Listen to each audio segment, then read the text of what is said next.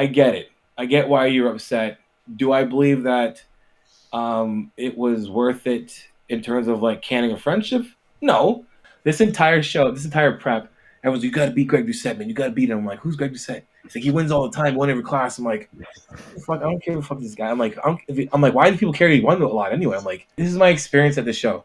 I don't have a tan, no clear tan. So my friend has this white bond tan. So you can watch my pics. You can see him. Like Greg's darker than me. Troy Ferguson's darker than me. I'm on stage looking like just a tan white dude. And so like, getting so like the funny thing is like waiting backstage. Here comes Prince running to the stage. They're calling his name. He's late. He's peeling his clothes off. Of course he is. While he's going on stage. But gets on stage. I'm pretty sure he wins his class anyway. All right, so we'll get this rolling. You got the cool music to start. Let's go with that. Do I get to hear the music too?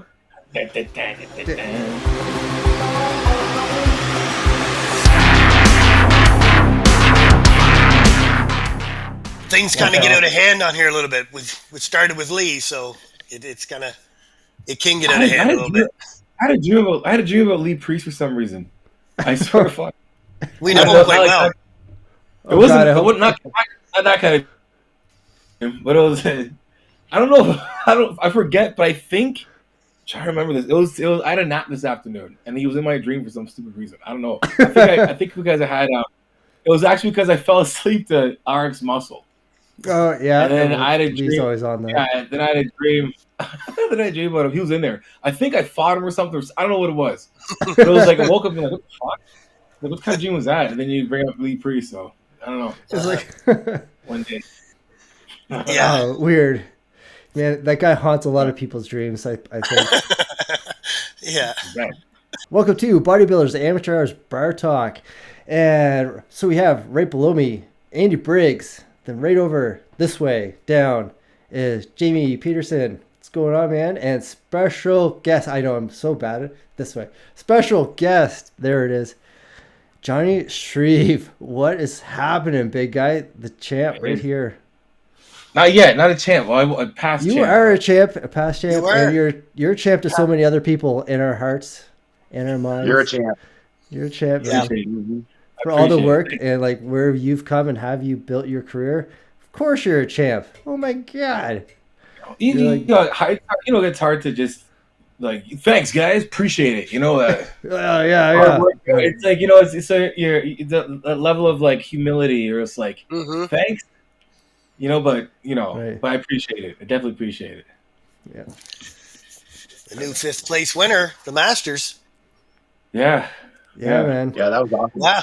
So we got a lot of questions, but like, let's just jump right into, that's the big one right now. I want to know about your Olympia experience. Okay, so at what degree? There's a lot of layers here. Yeah, let's start off with the decision to do it. Yeah. Like, where did that come from? Yeah, so it was. So you guys remember my last time I tried to compete, it was my first attempt at 212. Right. And my conditioning was like phenomenal, and I caught a stomach virus. I remember seeing you at O2 Wellness, and it was like mind blowing. I was like, and so I was leaving to Tampa. Long story short, left to Tampa, collapsed, and then in the hospital for like in and out of hospital 3 days. Bad stomach virus, couldn't compete, and I was like, you know what, I'm done anyway. I was like, fuck it, whatever. And I saw that little itch, you know what I mean, that was there. I was like, just if I get a chance. So I literally came off everything. October, because I started doing more acting and stuff and insurance, this and that and the other. I was like, I'm just gonna come off, and then I was like, I'll just, just see what happens. Cold turkey. I was taking Turkesterone at the time and whatever. So like, I'll see if Turkesterone works. I'll be off to cold turkey, and I'll be able to see if Turkesterone works. Because I remember that. I remember those videos going on. So, years past, I got my blood work back like last year, and test was at like 5.7. It recovered to a pretty good. It was 576 nanograms per liter, which is like in the States, it's around, I think, 209. So I was at 576. Okay. So not that bad. Yeah. How long did that take? Yeah, how long did that take? That took October till July. October 21 to July 22. That's pretty That's not good. bad. That's not too Yeah. bad. That's not bad. So rewind though. So rewind. So I was when I did my last show when I was trying to compete for Tampa. Prior to that, I was COVID. My bad. The vid, whatever. Yeah. Damn it. Whatever. So like fine. I was prepping for like 3 shows, the Cali Pro, Toronto Pro, and I forget what pro I was gonna do. But at least those 2 shows. I love Cali. Right. Yeah. And then the vid happened. I was like, F it, I'll just like come off. And I was like, oh, I might as well just go down to 150, do TRT. So I did TRT for like, the entire pandemic. And then when I went to that show, coming down for 212, I was like, I remember talking to Greg, then I was like, I'll just come down, whatever, and do this class. He's like, well, I'll just come off everything and do the class. I'm like, well, I'll just do 100 milligrams of test. So I did 150 milligrams for my test cycle for that show was like small. Plus I was on, 150 tests for like 2 years anyway. Right. So when I came off cold turkey, it wasn't coming off from like, it wasn't like I was coming off, I was doing like Tampa. If I was coming off like I did for the, when I did my last show, I was like 1,000. Like plus, Yeah, I came off the cold turkey. Then, I'm suicidal. Sorry, I'm dead serious, right?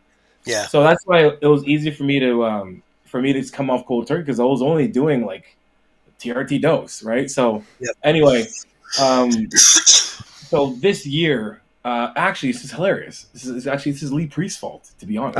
Oh, okay. This is effed up. I'm just thinking about this right now. Right now, I'm thinking about this right now. It's actually occurred to me.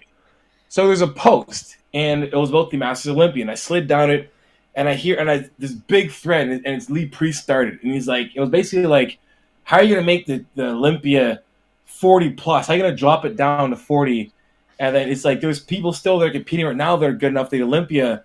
Like, what the heck? That's it's dumb type thing. And it was his thread started, and I was like, huh. I'm like, wait a minute. And then I remember when I turned pro, I was like, I want to make it to the Olympia by the time I'm 40.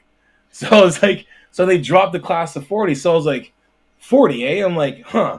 I'm like, wonder what the qualification process is. So I went to the site, whatever. It's like selection based through send in like basically the application, much like the Arnold's. Right. And they select you based on whatever. It could be like your past history in competing, could be social media. And for me, I was like, I'm gonna hope maybe my social media will help me, because I got no shows I won at all, right? So. Right. It was a fast track. So anyway, I put my name in the hat, and I saw my name pop up, and I was like, "Shit!" I'm like, "Holy crap!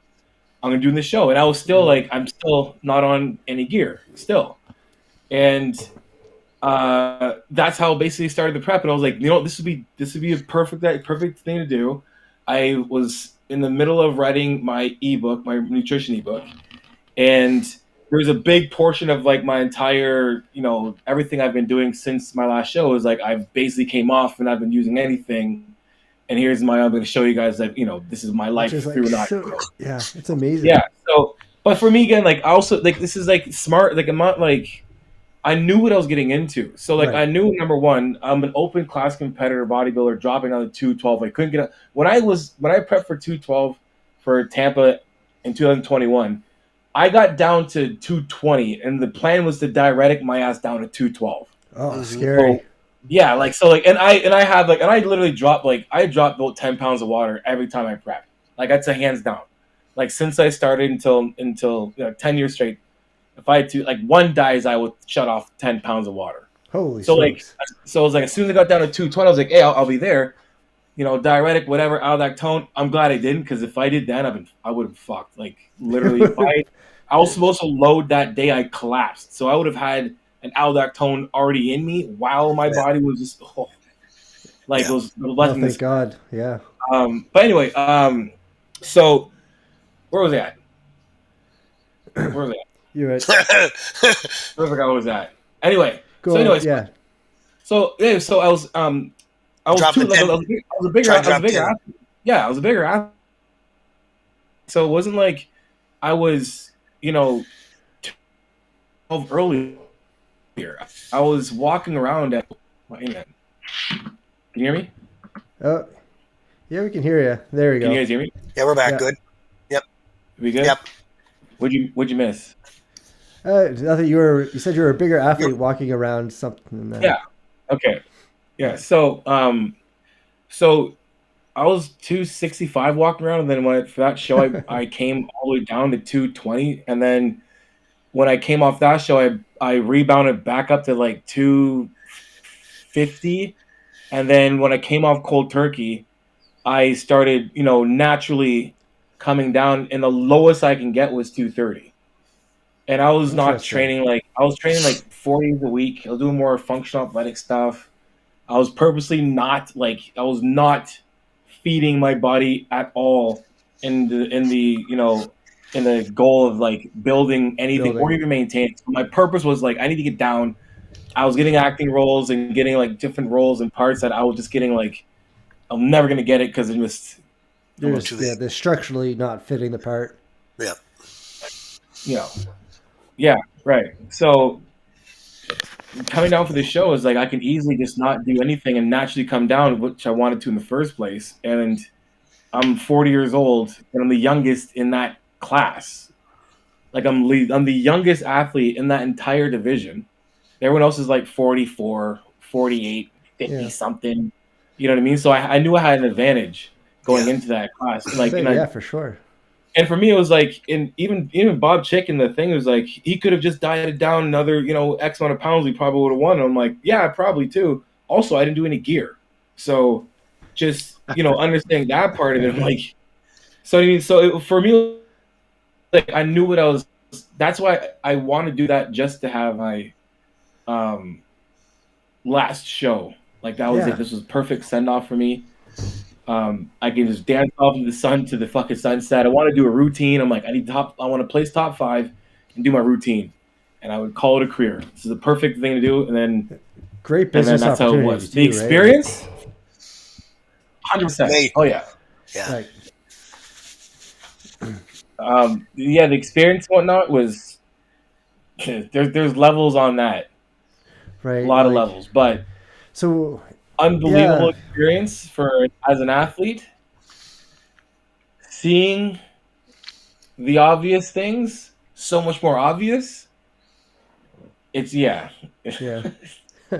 Yeah, The you What do really you politics, just you mean? What do you mean by that? The more obvious things. the obvious business behind it, the conversations with the other athletes, you know what I mean, that are like very, it's like a very normalized thing to be like, the conversation of like, oh yeah, that's their guy though. Their guy's, that guy's gonna win for sure. There's no way like, they got the guy picked or I gotta do my part. I gotta write this letter to this person and that, and it's like, cool. I get Okay. it. I get it. Like there is a level of there is a big level of business in this, like Yeah. Of course. that you have to like understand.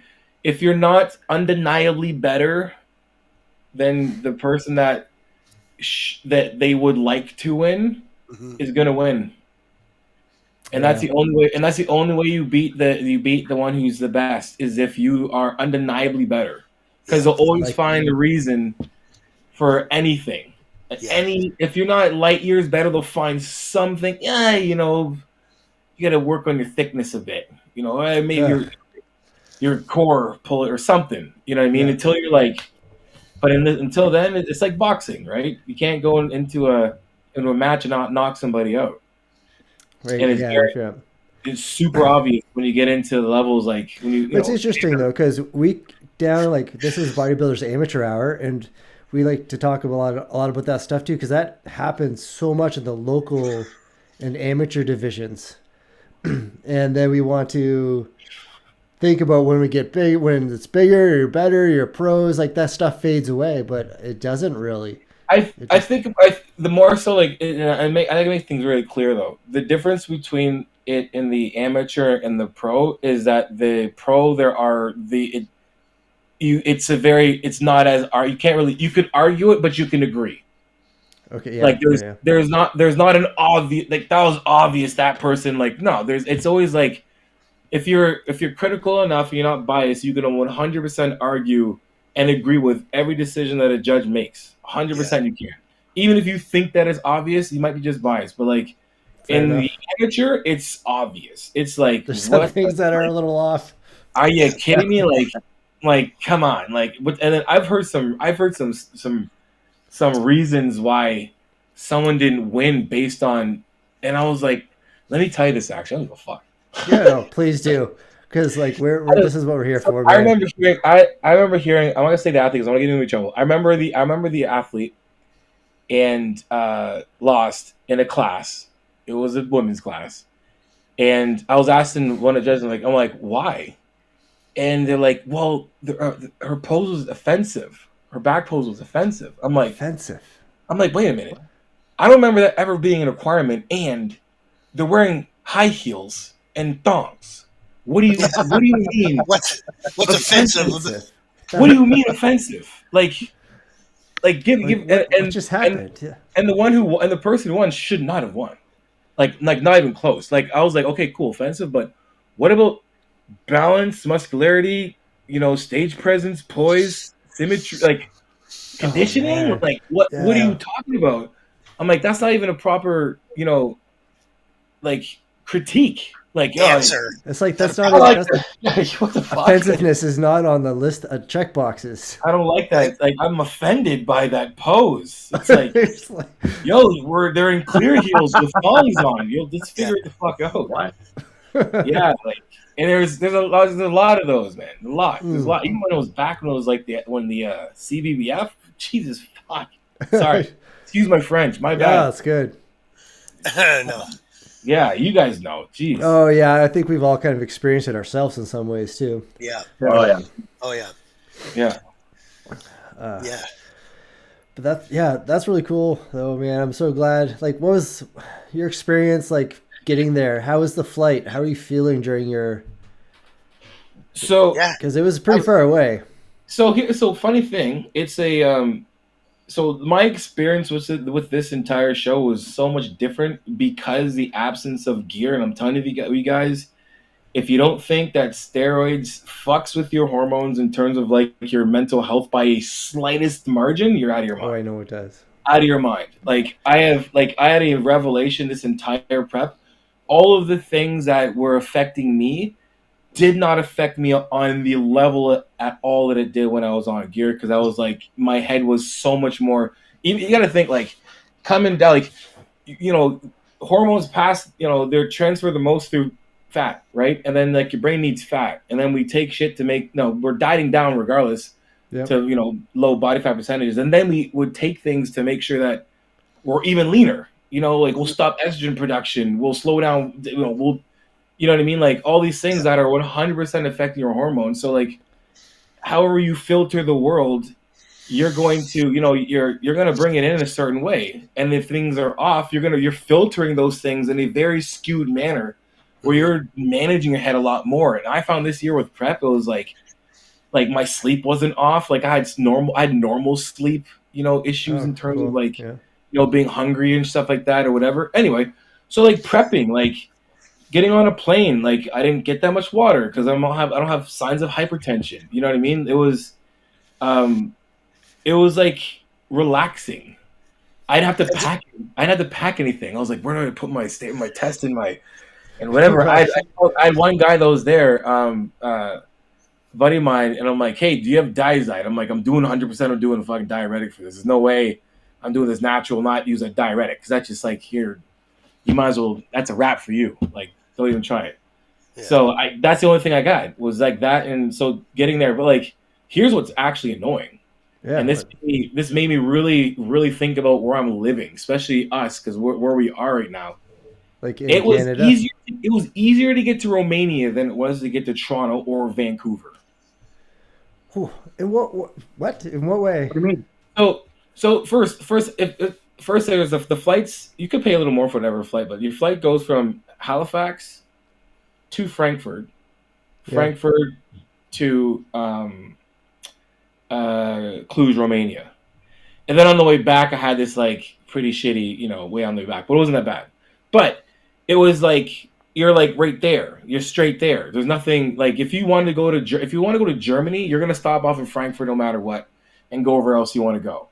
It's only a 5-hour flight. It's a 5-hour flight to Europe. And then Cool. like in Europe, if you want to go somewhere else, it's like 50, 100, 200, not even 50 to Yeah. like 200 euro, not even to fly. 50 euro, 75 euro to fly anywhere in Europe. So, Really? Yeah. you want to fly to Vancouver, if you want to fly to like Toronto, Toronto. $600. Like Yep. if you get a good deal. So Yeah. flying, yeah. Yeah. For like, Yeah, flying there was great. The food, like being there, the country, the food, like, so this is crazy. yeah, I saw After one the of your show, one of your posts about Yeah. so the food that you're eating afterwards. It looked amazing. I got green, which was great because I was like, there's no way I'm gonna be here without any green, and I got some. It was amazing. Somehow, there's some really good green in Romania. It was awesome. So Nice. after the show, there's this awesome place. I forget what it's called. I think Marty's. It was like, I can't tell you how much food that I ate, and it didn't feel heavy on my stomach. And it wasn't like me just saying that. It was because every bodybuilder was there. So everyone's saying like I ate so much food, and the food was like not only like unbelievably savory, but you didn't feel like, oh man, I want to go home and I just dummied a whole bunch of Boston pizza Oh after a yeah. show. Is it And you're more like eating shit the like, and you saw what I ate. I was eating good. I wasn't eating like some boring food. Like it was like, I don't know. It more cost like me six. the Mediterranean diet stuff over there? Like the No, it was like it was their cultural making of food, but this restaurant was very not cultural, but how they made like mozzarella sticks. Like I've never tasted mozzarella before until I got to Romania. Like it was, like real. and Yeah. then the meats and the yeah, yeah. Like you eat like a deep fried something, and you weren't like tasting you weren't like. Here's what I said to the person I was with. I was like, you know what makes deep fried stuff taste good in North America? She's like, what? I'm like, it's because it's deep fried. It tastes deep fried, and you're like delicious, and like whatever else is in the middle is just like whatever, right? Yeah, pretty There, much. it's like it's a texture that you can still taste whatever they deep fried. So like you're eating cheese and like this is delicious, and they got this crunchy texture with it instead of It's like like dough and oil, delicious. it's like it's like even the oil's burning my throat. It's great. Yeah, so like man, it was awesome, man. Food, everything, like culture there. Like I could easily go back. I would recommend, if you could compete in like Olympia overseas, it's gonna cost you almost the same amount competing in Canada. Really? Oh man, Yeah. yeah. Like honestly, honestly, like maybe I'll probably get shot for this. I don't care. I would. The only thing that sucks is you have to compete in Canada first.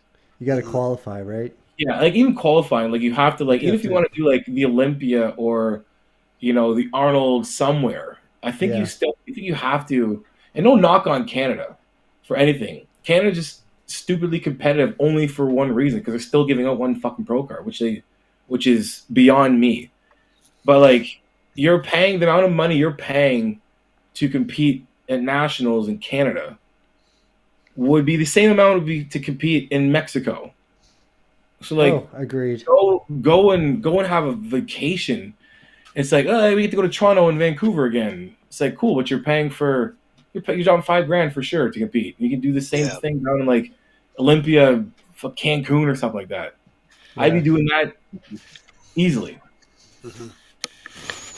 Most definitely. Yeah, definitely, man. I was going to compete in the Canadian Nationals in a couple weeks in Toronto, but then ended up having to pull out due to an injury.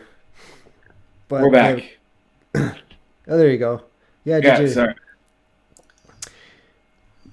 Yeah, so I pulled out last Wednesday just due to like an injury, but like I was like the cost was like getting up there, and I was like Andy says is like just go on vacation, man, just go compete in Mexico, it's like, just like save your money and go like, but it's like I ended up pulling out, which like it was really hard and stressful in the moment, but I'm pretty grateful for it now.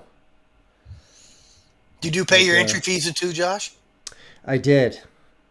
Oh, So You don't get any. You don't get it back. no, so I have a buddy that's still competing. I'm gonna try to switch. I'm gonna try to I messaged. put mine in under his name so he can use my pass. I sent Ron an email when I busted my arm, see if I could hold it for next year, and he said he would. Yeah, they offered me Oh, to they're do that too. Yeah. They will easily. They're not gonna any deal you make with them with money. They're fine. That's what's not bad about it. You know what I mean? Like they know you're gonna use it again Well, even if I somehow. don't use it, So, that's my loss then, right? They didn't have to yeah, fork back 500 and Yeah, some dollars to me, so they just yeah, hold it yeah, for a year. If I use it, I don't. yeah, yeah. yeah. I'm gonna see if I can see if my buddy will take if they can transfer it over to my buddy's name, and if not, I'll do that. Yeah, It's should be able to. Should be just like you have a credit. Yeah, You have yeah, a transferable credit. That would make sense. You know, if you're gonna do it like this way, like it's an easy. it'll be You yeah. know, I don't see how that would be difficult. it'll make a lot of competitors feel not let you know they'll feel less ripped off. Like, what do you mean I yes, can't? The transferable credit, man, it's cool. Someone else can compete. They can pay you back for it. Whatever. Super yeah, simple, right? yeah. It Would be wasn't like you were dropping out. It was an injury, right? 3 weeks yeah. out. So it's Would you something that wasn't really our Yeah. fault. And I'll What'd have you my do? doctor's note by tomorrow. So What'd you injure? my left bicep tendon. You tear it? No, but I injured it where like my range of motion is probably here right Yeah, now yeah, without yeah, like pain. So yeah. it's not good. Well, smart to pull out. We Yeah, talked to we talked to my injury so long. You took on it, didn't you? I did. Yeah. Fuck, we beat that one and did horse. I was heading to the Toronto Pro too for I think June gone by, and 3 weeks out I tore my bicep. So that was a hard pill to swallow. That's tough. Yeah, How's that feel? How's that feel? Like I tore both biceps and a tricep. not So at the same not at from the same time. 2016. No, 2016 was one bicep. Yeah. Tricep was in 2019, and then this bicep was 2023. Yeah, it was a hard one, but anyway, we're back Yeah. at it again. Yeah. Oh, So build it back. Build it back. Well, it's probably yeah, kind of the same feeling like when you got sick, like right before your show, like you, I'd rather be sick than tear my bicep. 100%. right? Yeah, oh, yeah. But I mean, like pulling out of a show when you're so close, like that mental Devastating. frustration. Devastating. It is, yeah, and especially I when was you're like running stuff in your hormones and oh you're not thinking properly, right? Your head is spinning. You're like anxiety driven. I was in the hospital trying to see if I could push my flight.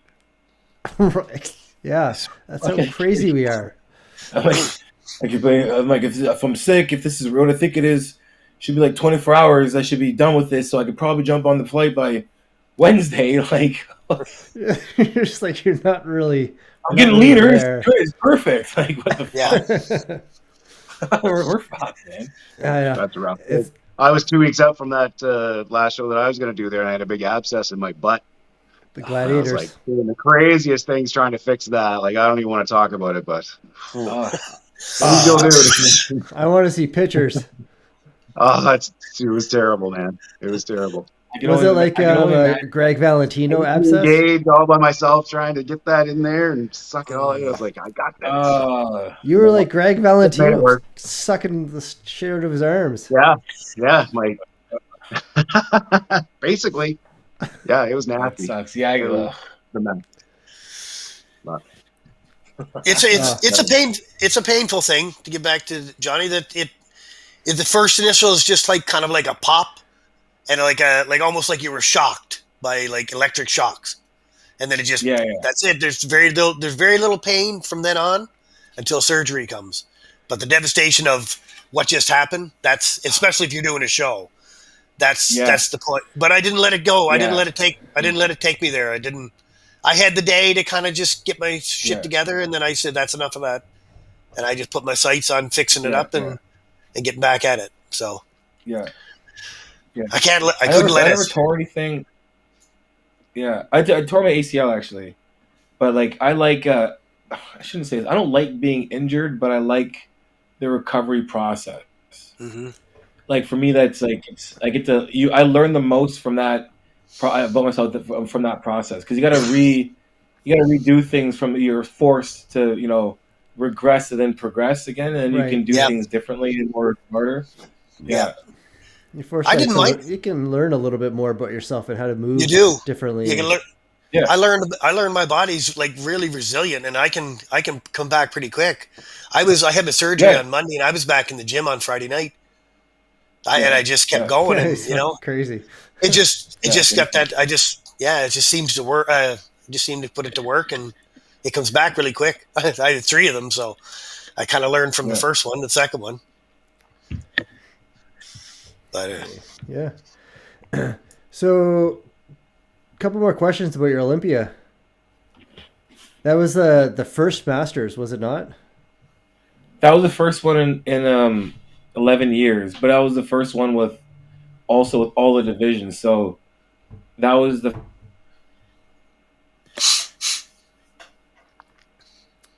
Oh, he's gone again. yeah, This is I wonder what's going on, but he'll be back. yeah. There you go. My bad. Yeah. What'd you miss? I said nothing. this was your first one in Yeah, 11 years. Oh yeah, yeah, okay. and it was the first so the first one that they did with all the classes. So everybody made bodybuilding history this year, because there was like it was the first bikini, the first 212, the first wellness, the first whatever, and then so it's pretty cool. It's Mhm. I'm Yeah, etched there in history. you made history for sure. You're Yep. proud of Yeah, yeah, yeah. So it. And what was it like doing the routine? Having like on that kind of dream. a caliber stage, man. Your routine was great. Absolute dream. Absolute, like anything that you guys would think it's exactly that. Right. Yes. Like it's exactly that. And then especially you guys know like too when you make it, because I know you're good at routines. Like I know you guys are. I've watched you guys, and when you get to, because I was like that was one of my biggest things. Like especially when you're a pro, because you can, if that's at least what you can get is you do your routine, great, because only a few people are getting paid, Oh, yeah, there's and not you're many. getting not that much stage time. So if you're amateur only get a minute. Pro, you get we You usually got get 3 minutes. We get 2 minutes for this one. two. So you get to just put your time into this routine and just like Yeah. and the fan base is so engaged too because they're there for good posing, Yeah. right? There's not a lot of people out there that are really practicing their posing, and then when it comes to routines, it's like, oh, there's another person gonna do his mandatories again. So Right. you kind of understand that. So I was like, I'm gonna put a show on. Like this is my last one. I'm gonna just lose myself in this thing, Hmm. and it was just fucking awesome, man. It Yeah. was honestly, like it was. The reason why I'm completely fine with retiring, I'm not gonna get another experience like this again. Like I know I'm not. Like if I want to, maybe I'll go do the. I'd have to go do the California. There's a few shows that like promoters put on, like just the production, the features for the athletes and the stuff. They go above and beyond, right? So your entire experience feels like I'm doing that show every year. This show was like top 5. I got my check, whatever, great. I got to do my routine. I was at the Olympia. I'm done. It was like the backstage had pump up stuff, like had hammer strength gear. It was sweet. The backstage, stage marshals were fucking awesome. The tanning Cool. girls, the dudes, but like, it was on time. Like amateurs were up before us, and they were done at 12 o'clock on the dot. Oh, Like on nice. the That dot. never happens. That's awesome. No, like no, I was like, you know what I mean. So I was like, this is the entire experience was like if you're like, I want the perfect way to end a career, storybook ending, fairy tale, whatever you want to call it. This was Yep. mine. I was like, and even traveling back home, like I had my layovers there were like, I had a 14-hour layover in Frankfurt, and I had a 12-hour layover coming back in Frankfurt. So I was the first layover was at I got in at 7 o'clock in the morning. Well, Frankfurt, didn't know, is like gyms galore. So there's these unreal gyms surrounding the entire airport. The airport's like top notch, like, you know, high end, this and that, you know, restaurants, whatever, you know, it's in a great spot, you know, on the way. So I went to a gym on the way there, filmed, you know what I mean? Chilled out, went to the, you know, Cool. lounge, hung out there with, like, you know, Phil Klahar was there, the, one of the stage marshals and the scorekeeper were there. And we're just chilling for, like, when I got back, I was chilling for, like, you know, 5 hours with them. And then on the way back, I had to stay overnight at the Hilton in Frankfurt, Germany. Beautiful place. Like, I just think the entire way out there and back, it was like, Just Perfect. I'm good. I'm done. everything's I'm smashed. done. Yeah. So that was your last one. That was it. Was That it? was it, man. That's That it. was it. That's it. I like, for me, it's like, you know, like, I'm always gonna question, like, oh, there's no way you did this on gear. I'm like, I don't give a fuck, whatever. Like, Well, I'm this gonna sport- I'm gonna pull Go up ahead. your routine for a second, Do you do that? if that's okay. Go ahead, man. And Johnny, I mean, you only did 150 a test, right? You just did TRT for that whole thing. No, I did TRT for my last one. This one I did do squat all. Oh, Here it is. Here. I I can't play the wow. music, but you guys can see it. oh yes. Yeah. All right. So yeah, what are you thinking right now? What is happening? Like, what is? Look phenomenal, Johnny. Look phenomenal. Wow. Yeah, dude. That's crazy. And honestly, like, I felt really, really good. Yeah. Like, I You look felt really really good. good. You know, like, Shredded. you know, Fucking skin- right. you know what's funny? Nice. Like, I could have been a lot leaner to be, like, honestly, I did not push my conditioning as much as I know I could and have in the past. Mm-hmm. And and for reasons of, like, I knew that I need to keep a level of fullness and be, Right. you know, because Yeah. these, like Henry and those guys are 5'5". You know what I mean? Like, I tower They're over these guys, small right? and big. Yeah. Yeah. So this was like, oh fuck, this was awesome. Yeah. I'm Like, like, that's such a man, great look at that. pose. That's I was great. like, so I didn't, like, when I got these videos, the video after, I didn't really know how good it looked until I was like, geez, this is, I thought, you know, I was like, did my stomach come out any of the time? Like, you know, just Yeah. thinking about this stuff. And That's yeah, so- I was in it, man. That was And you were really bang fun. What on. did you weigh? What was Yeah. your weight for that? I weighed in at 211. Yes. Wow, Yeah. that's nuts, Like, man. So, What a like, great look. that's like, I was when I played football at St. Mary's, I weighed in at 217. I was playing running back at St. Mary's, so I'm small. I'm smaller than I was here than when I played football at St. Mary's. So, like, my natural, like, when I was actually natural when I was playing football Right. 16 years ago, I You were was bigger? 217 pounds, and I was running a 4.640 when I got there. So it wasn't like I was. That's when awesome. I- What a great look. Yeah. So when Yeah, I came from football to bodybuilding, it was like I probably didn't need to go on gear for a while. I probably could have not. I just Yeah. didn't know. I was like, hey, this is bodybuilding. I got a level playing field, and it's like, yeah, the steroids. So now I can see how cool of an athlete I am. Right. Yeah. Yeah. Really, like, well, you know, playing football, you wait, and it's like, and then, you know, there's guys, you know, they're, you know, gearing it. I was selling gear, whatever, before and stuff. It's like, you're like, what can I do here? Yeah. You know. Like, I wonder what this will do to me. See where Yeah. my body goes, and then, like, I remember my back pictures from my first prep until, like, nationals. I was like, literally put on like 2 slabs of new back, and like, Yeah, really. it was like super responder. So yeah, I mean, yeah, I didn't know gear for this at all, Like, no TRT, Yeah, that's amazing. arms, That- pep That time, doesn't even very- make sense. plan. It's like Wow. very, very jealous. good, Yeah. good for Incredible. you, buddy. Yeah, I mean, Yeah. it's I have, like, I spent, you know, let's put it this way. When I finished playing football, so I started playing football at St. Mary's at 217.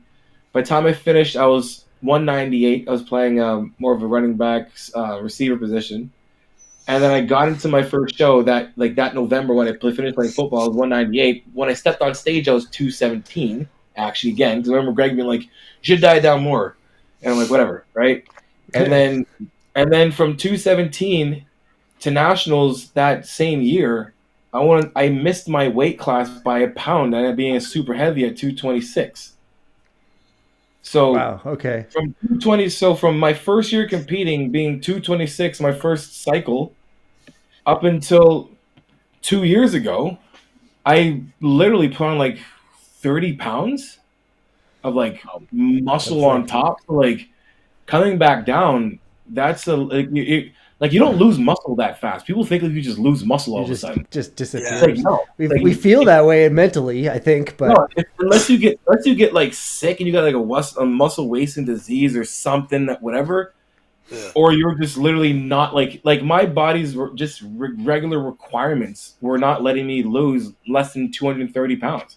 I was fucking trying at one point. Like here's I'm like, listen, I'm done trying. Like that's why I did the show mostly. It was like, hey, this is perfect. Now it's gonna force me to get down, to lower because I want to walk around at like 220 max. That's what I want. I don't want to be anything bigger than that. And I'm like 223, 24 right now, and I'm like I did fine. have fun for a little bit. I had a good week of Oreos and stuff. Oh So yeah, of course. right. But yeah, it wasn't like I was, coming up in Yeah. this weight class. I'm like coming down Down. to meet these guys in the class where they've been trying to build up for forever, right? So it was a strategic thing. It wasn't like I was like I'm doing a show. It was like it was a thought through thing. How can I actually do well in this class? Does it make any sense doing this class? What's the risk and reward from this prep? All of these things I took in consideration doing it. And it's like, if we do it, we got to do it. We got to be transparent the entire way. And if we do this, right to the stage, show everybody the entire, journey. And, but like when it comes out to it, it's like, funny thing is like, I didn't realize how good my genetics were until I came off. Yeah. I Dead think serious. that's a huge teller, right? Like, Yeah. Because it's been I played football for my 18 years. So until I finished playing at St. Mary's, I've always been around. I've been a high level football player my entire life. Like I was recruiting the states and everything else, And the reason why I'm here is I lost 5 Division I scholarships back home. So I've always been around athletes that are like really good. My best friend played at Syracuse. My other buddy played, at Stanford. They played professional. One guy's playing for, NFL. And so I'm always around athletes that, for me, I was like, I just kind of fit in. So for me, it's like, I work really hard, whatever. And then when you play this, you get in this sport, and then you juice it for a bit. And you're like, I'm good as these guys, but then everyone else is juicing too. And then some guys are a lot bigger. Like my goal is to make it to the Olympia by 40 in the open class and keep climbing. So where I was going in terms of like progress, it was I was getting there. I finally cracked my top 10 the last show. Then the year after, my goal was to crack top 5, and then from there top 5 to win. That's where the whole leaner than Greg Doucette series came in. It was if you can get as lean as me, if you get as lean as me, when he was like, if you get as lean as me, you win a show. I'm like, I kind of remember that. That was a little while ago, but yeah. So that was the goal, was to get there that way. But it's like I knew that I was going to be eventually like trying to put on X amount of weight, a little more gear, X amount of weight, a little more gear. And it was blessing in disguise. So coming off, forced me to come off. Like it was simple. Then you're like, shit. Like I got pretty good genetics, I guess, because I'm not doing anything really. And so yeah. Good for you. Yeah, it's awesome. Pretty good genetics is one thing. Great genetics is that video we just seen. Well, I mean, you look like a guy like Prince. Right, so I had a lot of Princes. I had a lot of Prince people in my life. I'm gonna we'll put up the Prince video somewhere along here. Go check that one out. So I've been around a lot of Princes, right? Like I met Prince when I first got to St. Mary's, like 16 years ago. It's pretty funny. He knew some guys. He went to St. Mary's. Yep. So like when I see guys with really good genetics, I'm like, that's really good genetics. And then I'm like, if that guy had my legs, we're winning the Olympia. Like, 100%. Yeah. sorry, like that's a fact. Like, Gary, like I know I've been there. I've competed with guys on the Olympia stage. I've on both stages. So regardless, I know what's good and what's there in front. Like, I see these mugs in front of my face, conversations. Like, I that kid is an Olympian with better legs and better direction and all the other things. Better, a little bit. Do, There's a couple of say. other directions you could take that guy, but But yeah, so like for me, like that's what when I look at genetics, I'm like, I know that I have good genetics, but like I'm like that guy's got really good genetics. yeah. You know what I mean? So, but then when I'm like not on prep and I'm doing, I'm on prepping this year, and I'm not on gear, and I'm watching Prince walk around and look at myself lean, I'm like, I know he's still got great genetics, regardless of the gear, because I just watched him go from like pandemic $180 to 240 in a year and a half. Within months. You know what I mean? Sick. What the fuck? That's fucking, yeah. You know what I really. mean? Like that's ridiculous. But then I'm like looking at myself in the mirror and I'm like, huh. What would happen if I went on like half of what they're on right now?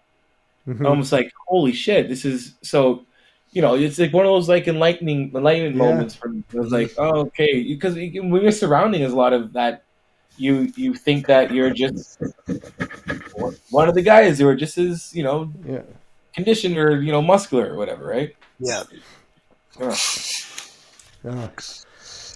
If you were ever asked to do some acting where you had to play a real super jacked dude, would you think you would go back on gear? No. So here's what's, I love it. Great question. Amazing. Eye opener with that. A massive eye opener. So when it comes to film, all the massive guys that you think are massive are not massive. So the problem for me getting roles is because I'm too massive. Like if you're looking at like I say like a superhero character, if I had to play some massive superhero dude, me being 5'8" or even 6'2" or whatever, and being a bodybuilder size in frame, it doesn't work for anybody because it's not realistic, and there needs to be some level of realism in a movie that people can connect with. So for me, like I am just finishing up a role for a new TV series called The Trades, and I got this like I've heard about that. Yeah, perfect role. It was like one of my first role. I was a principal role, so it's like recurring role and whatnot. And I have a major role in the TV series. I auditioned for that. Yeah, so like I have to. I was get getting. I probably in the last. People don't really know how much acting I do behind the scenes. So I was getting auditions for Sullivan's Crossing, Moonshine, From, Diggstown, all these whatever. I get tons like roles, movies, whatever, and then I get the script and like I nail it, but it's like I'm not gonna play a lawyer. I don't look like a lawyer or a regular person, while I'm doing this. So like when I'm coming down, I'm like 240 pounds, and I'm like when I got the role for the alien, beast alien character, whatever. That's when I first came off gear. So that October I got the role, and I was off. So I was like, but I was Aliens versus Kids. Yeah, Kids versus Aliens. I was 255. The mask is up there. Actually, pretty cool. I can show you. Oh, I want to see it. That's cool. I auditioned to be one of the aliens. Yeah, so this is the main character. So, yeah, one of the kids gets turned into Beast Alien. What? So I had they had like 6 of these things made, and I'd be in like prosthetic for like hour and a half, 2 hours, and then I was doing that after my show, like after when I came off. But I was 255 playing that character, so they needed a they were looking for a bodybuilder who who could play this kid who turns into an alien. So he turns into a beast alien, and I got the role. So I guess then I was getting a bunch of more auditions because your name's being passed around, and I got an agent. But then I'm like, I'm still 250. I'm 250. So I'm 250 trying to do what's the name of the show? I want to watch it. I never even heard of this. It's called Kids vs. Aliens. It's the same guy. It's in the same. Have you seen Hobo with a Shotgun? No. Yeah, so it's made here in Halifax. Like it's American produced, but here we shot it here. It's on Apple TV and Shudder. It's dope. It's funny as fuck. So I'm gonna watch like it. Yeah. Thanks. That's cool. Yeah, it's called Kids for Sailors. It's fun, man. If you smoke, man, smoke and watch it. It's like Goonies. It's like Goonies meets Quentin Tarantino in a horror movie. Oh fuck! I love that. Yeah, That'd be it's good. like that. So it's cool. But you're So the like, Jack yeah, like, alien. They Yeah, didn't yeah, mind yeah. you being 250. They didn't No, mind you being because 250. that the role required me to be like you should, when you watch the That movie, big. you'll Right. see it because like I'm this presence, like I'm this like there's no CGI required. You know what I mean? Like Right. I'm this like. But when it comes to like other like when you're required a jacked person, Hmm. Chris Hemsworth is about 90. You know what I mean? Like these guys Yeah. aren't huge at all. They're lower than the guys that are big. Is like obviously The Rock, but The Rock produces all his movies, so he's writing movies for himself, right? yeah. Yeah. What's his name? Jason Momoa. He's not a towering, massive dude. Like they're nowhere near bodybuilder at all. That's why you don't see many bodybuilders in anything because they don't look look quite right. right. They're next So to normal people. yeah. So for me, like I'm still too big. Like I'm 225, 224, whatever. Like under that, I'm still too big, but I'm getting smaller here and here, which makes the most. So like Right. being like you don't want to be massive here and up. So having big traps and you're just like bulky like this and you watch you a can't. TV. When you had the costumes and prop department coming in and trying to suit you or fit you for clothing, and you're just so out of whack, and your shapes are all out of proportion. Yeah. Yeah, they don't like that, right? I'm on a ton of background stuff. I'm in backgrounds of a bunch of TV shows people probably even know. Yeah, Because if I don't get a role for something, like I'll always just get go like, do background. I'll get like it's automatic. Like your agent will be like, yeah, they want a union actors in the local areas. Like cool. So I'm in the background and some of these. I just did a Christmas movie there a couple of weeks ago. Oh, you did? It was a Hallmark. Was it Yeah. a Hallmark one? Yeah, the Yeah, Christmas cool, yeah. Christmas Island. Okay, cool. Yeah. No, all right. Are you union member? What's that? Are you union? Yeah. Dope. Yeah, cool. Yeah, there's heard Hallmark is tough. The Yeah. production is tough there. Yeah, it was a good show. We it was a very late, early morning one, that's for sure. Yeah, I heard. There's a lot of people on our show that were heading from ours to go film or do makeup or whatever. Yeah. Yeah. So yeah, Hollywood. that's I do acting in my part-time gig. Dope. Yeah, cool. Yeah. Same. There you go. Yeah, Good shit. it's fun. Yeah. That's fun with the smaller cities. We get to.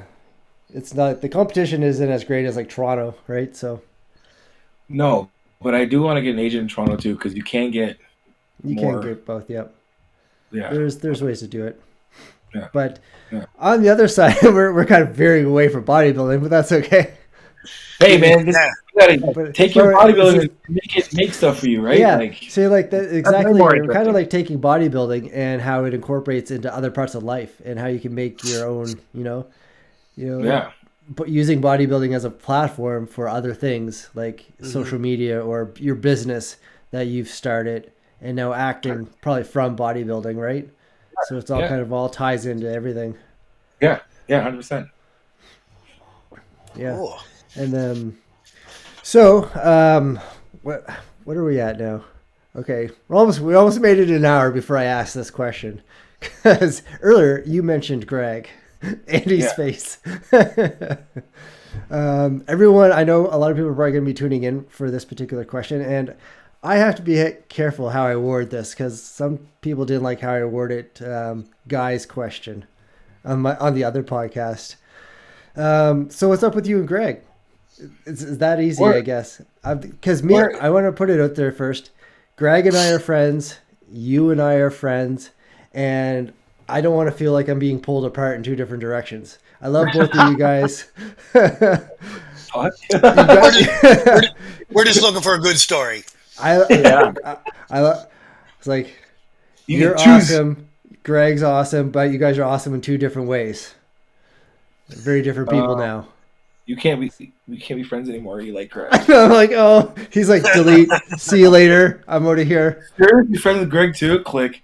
Yeah. So, I don't know. Like I don't know what so there's how do we do this here? Because like there's people who I don't, probably watch a bunch of videos. There's people who probably just sat in comment section. There's people who probably just are who actually do know. right. Fairly simple. We grew apart, to be honest. Where we're at now, like so obviously like we'd be like, oh, it's watered down, Johnny. We want the juicy shit. I get it. But like, you know, where we are now, we've got over it. Here's what actually happened. There's a complete misunderstanding we I think there's realized. so many misunderstandings along the. So, In this. so this is the truest of the truest of the truest. So like, I don't have a reason to whatever. So I know Greg. I've known Greg really well, and Yeah. his way of presenting things in his head is completely different than what I would think or someone would probably take it. So the comment he made on that sparked this entire thing that he made on my wall when we were talking was in his head a favor in a sense. Like I'm not to make him sound like he's a narcissist or whatever, but he was like, hey, like he thought in his wording was actually like, I'm not saying you're on steroids, but all you got to do is just send me your blood work and that'll be a good thing. Just send it to me and whatever. And they will That prove. yeah, like you know, like it was the way he thought it was presented to me on my page Okay. was, hey man, like I'm not saying you're on gear, but it'll be easy to just like I know you, it'll be easy to prove you're not natural and to prove you're natural right now. Just send me your blood work. That's what he wrote. That's what he thought it came out with on my. That's how he thought my it sounded. Right. Right. I took it as I haven't heard from you in X amount of in like a year, and I've reached out to you X amount of times, and we get a little bit of conversation sometimes. We're very like amicable, whatever. Yeah. But I'm like, this is how you want to talk to me. So my response to him was just that, and then it caught a wildfire, and then it was like back and forth, whatever. Then like video was done, and the video was done, and the video was done, and then it was like, there's more of a reason why you and Greg are friends, but just that. And then to be honest, like it was, we had differences in branding. Yeah. And that I know for sure hurt him. And I think like, and I get it. I know, because I understand. I know him. Like So financially or like mentally, like no, he's not making money off me financially. You know, fuck about that. Like he's me leaving his company was not going to do anything for his company on a negative anything. He was already established. Right. Whatever, right? Yeah. Is that the reason? Is that the reason why you didn't talk for a year? Was because you leave? Yeah. It kind of felt like he was. It was a chain of events that make sense. Excuse me. And so I want to make it clear so people So here's what happens. I went away. I did a collaboration a while ago. Right when we were able to travel. I'm like, I need to. This one I had my first spike. I'm like, I need to travel. I need to get out. I need to get my face around. We've been locked out for X amount of whatever months. Yeah. I need to collaborate ASAP. So I made a trip to California, and during that trip, I canceled. Then all of a sudden, I got a request to do a collaboration, and I was like with buddy of mine.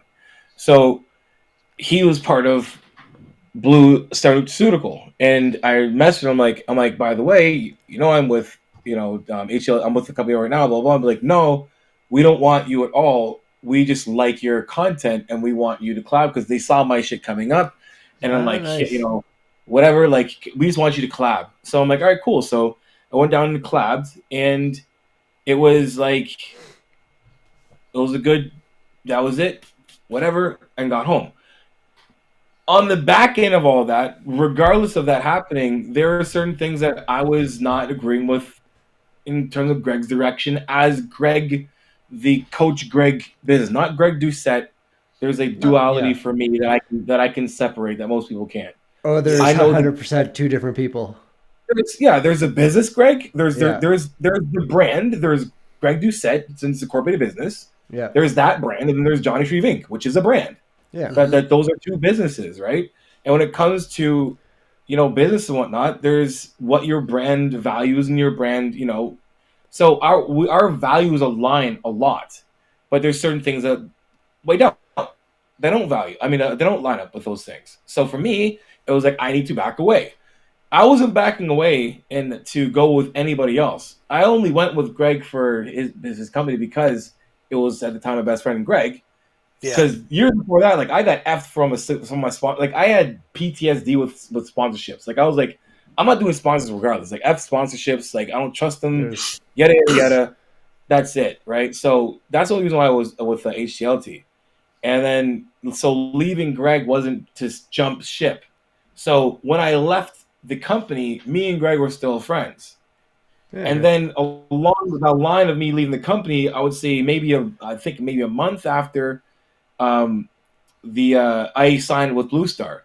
One of Blue Star's employees, one of the sales managers or whatever, is a good friend of mine for years. And after I got effed by my last sponsor, Nutribolics, I'll say it straight up, they effed me over. Literally, how like so? in my contract, canned my contract the year I had my kid. Like it canned my contract, and I was like, literally, anyway. So I was like, I'm not taking anything. So when I left them, I had me and the guy, we've been friends ever since. So every time he got to another company, he'd like, hey man, I'm with this company now. You want to, whatever, I'll hook you up, whatever. So when it came, he was a Blue Star. He was like, hey, you interested at all in talking contract? I'm like, I'm always up for talking about contract stuff, but like, my stance on this shit. I'm not going to just jump on any company because I'm just not dealing with bullshit. So after we, had conversation, this and that, I'm like, I really like these guys, actually. They're pretty dope. And then I did another event back in California again, and then things head off, and I signed with them. That, and then I did a video.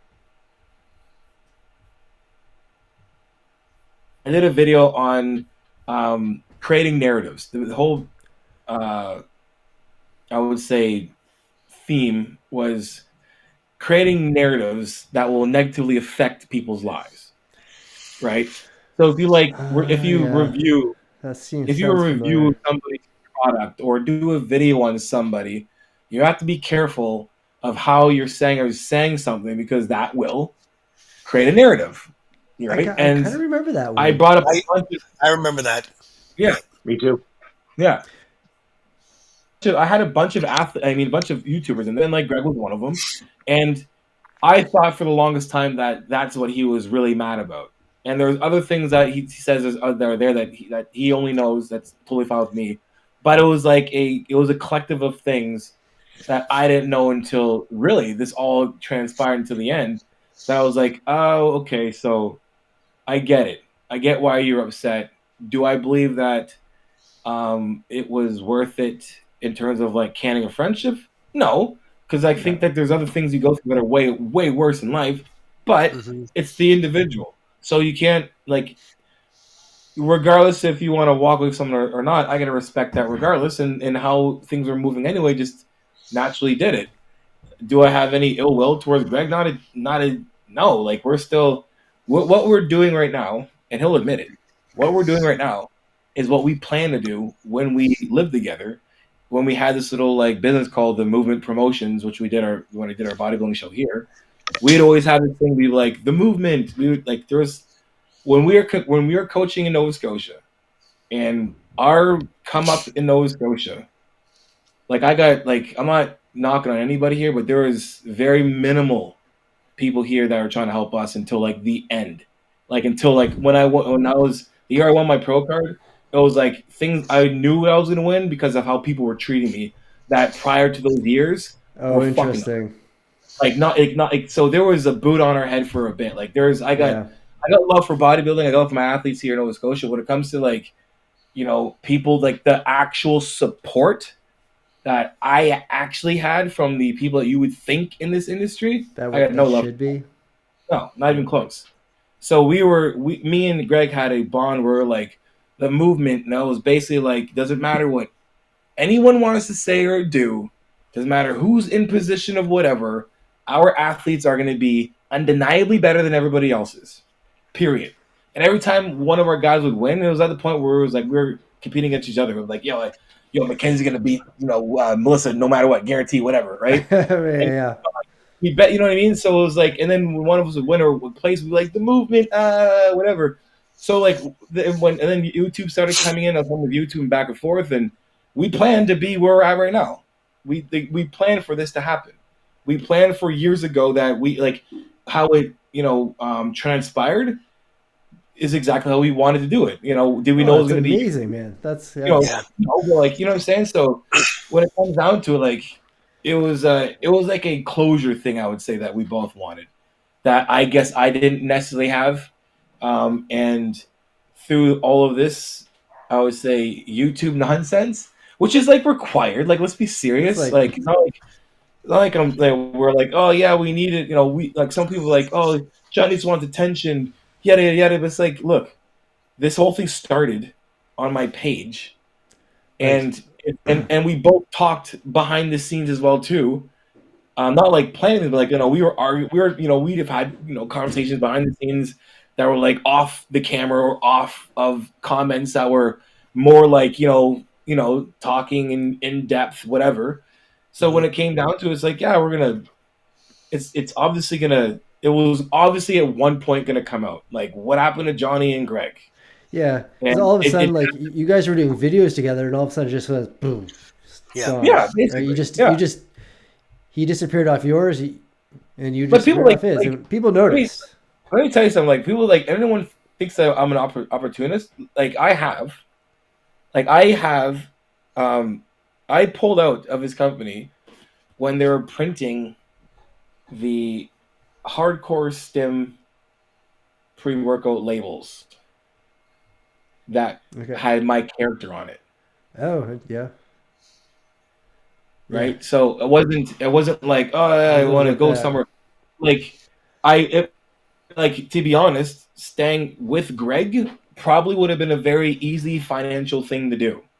Like, financially, it was dumb for me to separate from Greg because being in the position I is in his life at that time, being his best friend, and now where he's at, I would have 100% easily probably benefit from staying with him longer, and then whatever product comes out, whatever this and that. Like, I was doing a lot of helping with some, like, a lot of stuff he was doing. Like, I would say, like, in terms of like on a large scale, 3%. I would say that, but like, it wasn't like I was leaving to I find better. The grass is green over here. Right. It's like, for me, it was purely brand. Like, here's my brand. Here's what I value. Here's what I don't want. I don't want more value. Yeah, and what he's doing is like, look, putting yourself into your brand more. Yeah, and what he's doing is he's killing it. Like, he's smart. He understands his consumers, and that's how you are successful on YouTube. He's probably one of the most successful people in terms of like understanding the game of YouTube. So it's like, here are your consumers. Give the consumers what they want, and then feed it to them. Like, feed it to them like they do on, what do you call it, like on TV or whatever. Just give them 3 videos a day. Give them fucking natty or not. Like, how to's, don't do's. This guy proved this. Like, just feed it to them, and they're just like, soaking up 2 million subscribers later, right? Like, so he's but I don't want I'm not saying he's a negative dude. I'm just like, I don't want trolls. I don't want to. We don't. There's so many. And what about like quality over quantity? That's perspective, right? Because you're like, you could look, 2 million people are like, that's amazing shit. Yeah, people love it. It's perspective. It doesn't really matter, right? Yeah. It maybe to you or someone watching, like, I don't see the need for. I can see some of the things that are from I like that he's doing, and some things I don't. But 2 million are saying, I like all the things he's doing. Yeah. So it's like, so, and that's how we have to really. I think that as being a creator, that's what you have to really understand, is that it's really a stay in your lane thing, because the algorithm, like, your content, and then the algorithm will curate who comes to you. Yeah, it really does. Right? So if you're smart about that, great. If you're not, but for me, I was like, I don't want trolls. I don't want trolls on my page that care Yeah, about it's things I like, don't care about. yeah. Even though like you try to stay out of the comments a lot, but sometimes you can't, and then you look through it, and it can become, depending on your own personality, it can become a little stressful when you're reading things that you're like, Comments, oh man. comments will Yeah. be trolling me. Comments for me are like, I almost like they're fun. Like they're fun sometimes. If I get a troll, I had one troll that they said something like, "Oh, you're just trying to do whatever," and I was like, and then like they said something like, "Oh, I got your attention." Yeah, you loser. I'm like, I know you're. What am I? I'm like, does this guy know I'm trolling him yet? And then he realizes I'm trolling me. Stop commenting, but like, trolls are like, I don't like if you can't like. I mean, I get it. I understand how people might not be able to handle it, but you can't like No. Yeah, do they're just some dude behind some like maybe a teenager behind a desk being like, oh, you loser. You're like, you can't lose sleep over that dude nah. at Uh, all. Like, but yeah.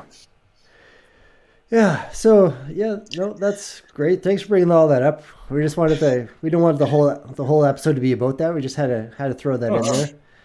And yeah, it's like, I guess I could still be friends with Greg. So we'll see what you can happens. go. I'm just kidding. I just wish him happy birthday again today. Like, I got, No, you yeah, can, I'm you just can, you can not agree with somebody, and you can, and still like, I never not liked Greg. There's never a point where like I hate Greg. I've never not liked Greg. That's one thing people understand. I definitely disagree and be upset or annoyed or whatever. But for me to put out the energy like I don't like that guy. yeah, I'm gonna just waste. I'm gonna waste energy not liking this dude in my head for a bit. It's like no. It's yeah, easier for me to be like, yo, do your thing.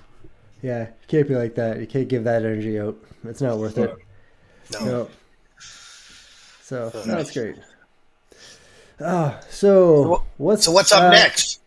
I heard. Next? I'm curious about your trip to New York first. Oh, next. Well, that's what's up next. Okay, cool. it all works out together. Um, Oh, you're frozen a little I'm bit. watching Oh, my there we sorry, go. I'm watching Okay, my you're good. my little internet. There you go. Cool. There you go. So what's next is I want to like I've always wanted to know what my on a training standpoint. I've always wanted to know what my body can do post bodybuilding. Can I be like I watched this video that Seth Rossi did. It was a comment. It was a reel, and he was like, "I want to be a badass mother who could kill whatever, whatever, whatever." He's like, "I want to be able to like I do these exercises because if I gotta carry my kid out somewhere and carry them out or save whatever," and that resonated a lot with me because it's something I've always thought in the first place. But my training wise, for me, it's like, look, I want to be able to be physically fit enough to have to, run for my life, run to something, pick something up, throw something, defend whatever, kill. I don't care. I don't like. I want Like, to be that person, to be a absolute threat to life that I can control that. I'm dead serious. Like, I don't give a fuck. Like I do. I got a daughter Yeah. here. Like I gotta, if you gotta. I'm not a conspiracy theorist, but like where the world's going, you're not gonna at going. one point being a coach and stuff, like, you're gonna one time have to run for your life or run somewhere and fight for your life at one point, whether it's like It feels in like the the world's going that hospital way. or on the Yeah. street. But why the hell not be prepared for that? If Fair if enough. if training in a sense, in a way, creates a better environment for you in the first place mentally. So if I'm like trying to be stronger, more agile, more athletic and functional, and more resilient, take on more. I would say like I'm doing like I'm getting back into tumbling, whatnot. I'm gonna pick up a martial art again, just for that. I'm boxing in the morning anyway, and then taking that to level, and then like sharing that. Like I'm 40 years old and moving forward. How's my life gonna evolve, and how do I want it to, and how do I want to keep that competitive, edge in me still. And for me, I'm always, I want to do something else. So like, I missed the entire, Superbike season this year, which sucked. But next year, going right back to that, I'm acting Okay, cool. a lot more. That opens things up. We started a semi little media company, which is fun. So I went to New York my brother works for EDM.com. He does my music and my mastering for my my YouTube channel, and he's also a DJ as well too. And he always gets, he puts applications or he gets requested to go to whatever show, whether it's a Lollapalooza, Veld, whatever. Backstage, he's doing media, talking to artists, and yada yada yada. So I was going to go to New York for just for his birthday and to celebrate whatever. But it was like, why don't you put an application in, This for your channel? So I was like, okay. So I put an application in for my channel for Electric Zoo, and they accepted it. So we basically had media pass to capture the entire event. Behind the stage, depending on who the artist was, request wise, interview artists and whatnot. So when we were there, we saw a massive opportunity to get into this more. So that is another thing we'll be doing, is like collaborating with different artists and DJs to film their content while collaborating with my own content. So wherever I'm at, whatever city I'm in, and I'm at, say, a certain event, then I'm also doing whatever collaboration or coaching in that area as well too. So it's like my goal is to get myself out there more, not be like, bodybuilding is great, but there's so much more that's out there, that people. It's a crazy thing. People understand that every person on this planet recognizes, like, they associate a bodybuilding build most of the time. Like, I would say people who are, I would say the general population, they easily associate it with hard work, and so do business people. And because business people have like this great motivation, inspiration, and work ethic, that fitness somehow is in their life, and they have to have a coach with them to get them, and they know how hard it is. So when they see like someone like us, there's like, I know how hard that is because I try to do it all the time, and I can't get anywhere near like that. So there's always this like, true. It's this very easy icebreaker in conversation. So I'm always making sure that I'm in a place where, like, I'm exploiting the talents that I know that I have, but I know that my physical presence is an icebreaker. So there's networking abilities that are there that I find that's important to get outside of bodybuilding, because like, you just fit in bodybuilding. You're like, cool. Like, if you only around bodybuilders and coaches, like, I find that you hear like your coaches, like you sometimes hear like, oh, the industry's saturated with coaches. It's like, maybe in just bodybuilding, but like the general population, who is like the majority of people in the world who don't, those people need help. And those are your normal people who are business owners, your regular, doesn't matter what class you're from, regardless, they see you, they know that you're doing, and they value what you have. So for me, it's like, it's an important thing for me. It's like, get out, get to these places. You don't know what kind of conversation you're going to have or miss, and you're going to have the conversation because your look is going to immediately be brought up. Start something for sure. Mm-hmm. Oh yeah, we're on stage and filming. I was filming Oliver Vin Helden, and his set. Me and my videographer, who's doing a show next week. I'm coaching him. He's doing a show in New York, and we're on stage, and like the other videographers, like they're watching two dudes in incredible shape. Right. Like not like shape, but like our shape. Our shape is like is a little different. You don't have to kind of. You're just like, that's shape because that looks. I can see the muscles on that guy's body. I don't know what it's called, but I know exactly what that is. You know what I mean? Yeah. Right. So like, and then a conversation you have.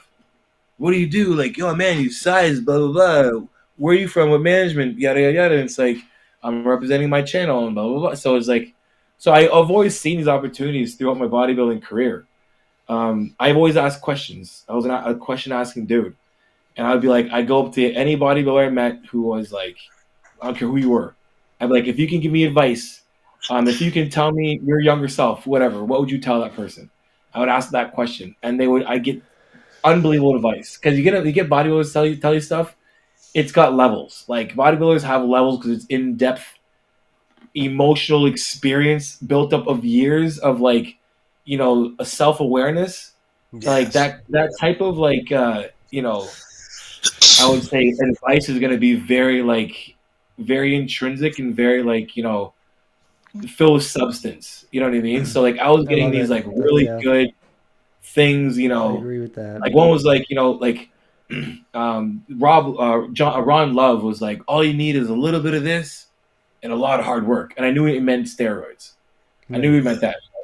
And then it was like, make sure one guy was like, always talk to the power that be. Like, always talk to them.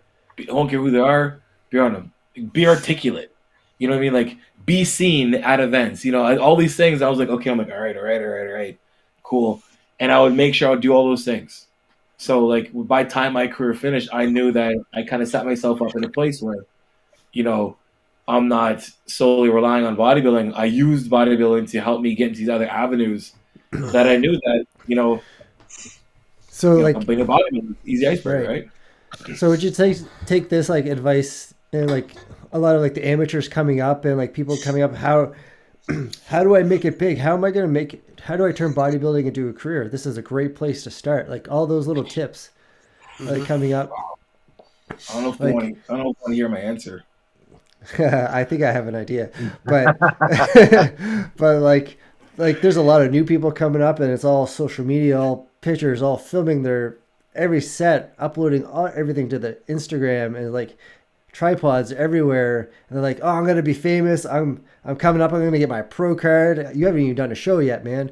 And like, but Yeah, like, you're pushing for your pro card. it's like Yeah. but like all these people are trying to become kind of like where you're at, and like Yeah, what do you say to these guys and girls? We do want to hear it.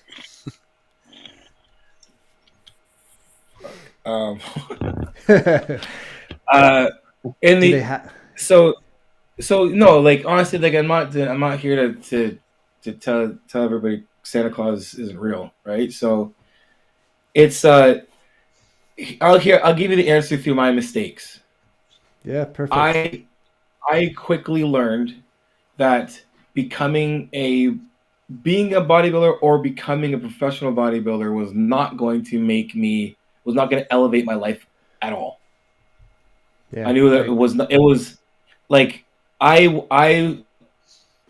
started bodybuilding because I didn't become a professional football player. I was in the draft and it happened. So I was crushed. This is my next chance to become a pro. And at that time, I remember looking back now, I'm like, what was your plan? Like, you had no money. And when I got into sport, like this was Yeah. my saving grace. Like I was gonna become a pro. I was gonna, I was gonna put videos out, I was gonna become a pro. And hopefully in that journey that I would see money coming in and I would get more attention on Instagram and people on YouTube would follow me, and it's like none of that happened at all. Like I've had a YouTube channel since 2000, since I started bodybuilding. I had a channel in 2012. My first channel was 2009 for my my CFL draft highlight tape, but I've had a channel, and I thought that bodybuilding would bring me to this place of like, and here's the thing too. I didn't think this from staying here in Nova Scotia and dreaming through Instagram. I was actively traveling, competing. I was blessed with this. Like my sponsorship, who was like a dick, I was blessed for sure. I didn't get the value I got, but they definitely took care of me in terms of like I haven't paid for a bodybuilding show yet. Like I haven't. Oh, I've not man. paid a dime. I've not paid a Damn. dime to compete ever. Like I'm dead serious. I was Amateur, lucky on everything, that. even amateur. Amateur pros. Yeah, my first Son of a bitch. the first show I did. The first show I did, the owner of Jabolics was at those are first and only gold sponsorship they've ever been to. And when I got off the stage, he's like, "You look marketable. You got a sponsor?" I'm like, "No." I'm like, "Sponsor and body? What the fuck?" I'm like, "No." He's like, "Talk to our athlete manager." And I was like, "All right, cool." So I talked to him, and then like right after that, boom, I got a sponsorship. And I wasn't getting salary, but I was getting too much product a month, like product that I didn't need. It was a good probably I would say a 500 minimum of product to 1,000 of product a month, and then made this contract. Wow. By the way, I made it. I had I had an agent before. I went through all the stuff anyway, so I knew. So it was like I got shows, tan, registration, flights, hotel taken care of. Man, that would make competing so much better. Any show. So every time I would, and then they would be they always be at the Olympia, so they would bring me down. I drove to my first Olympia. I drove to Detroit and then took a plane, and then I got to stay for free. But after that, I would be at because I put in the contract, I want to be at all these whatever, because I was one of the only athletes at the time. Well, like active athletes, whatever. So like I didn't pay for competing at all. Fuck. So I had that. Yeah, it was like I did I was like 30. super blessed. 32 of these fuckers Yeah. all by myself. You this resonates so much more with you guys. Like, let me tell you the reality of this sport. And raising a family at the same time wasn't easy either. So this is my $1,000 check. Right. In 10 years, that's the first time I was paid directly for actually competing. Right.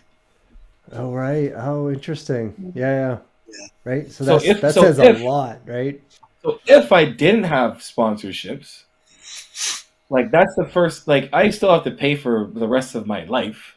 You know what I mean? Like, Yeah. so for $1,000 at the Olympia and at the Olympia Masters, that's the first time I've been paid a check ever for competing.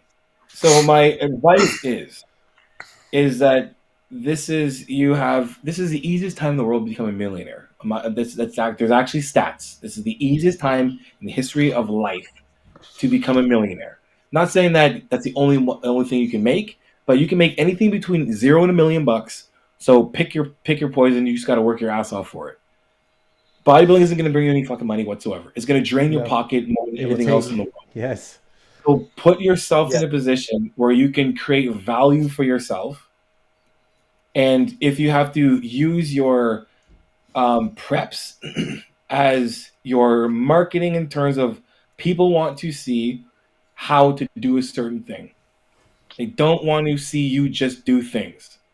And I learned that the hardest. For the first 2012 until the beginning of the pandemic, I created videos that I thought people want to see and not creating videos that people needed to see. So until then, I was doing a lot of people do online, and they make videos thinking that people want to watch me work out. It's like, no, they don't. You're not Jake Cutler. You're not Ronnie Coleman. You're not Flex Lewis. You're not these guys who have channels or videos that are whatever. You are like everybody else. Nothing's fancy about you whatsoever. No one's going to watch you instead of Regan Grimes. Sorry, it's not going to happen.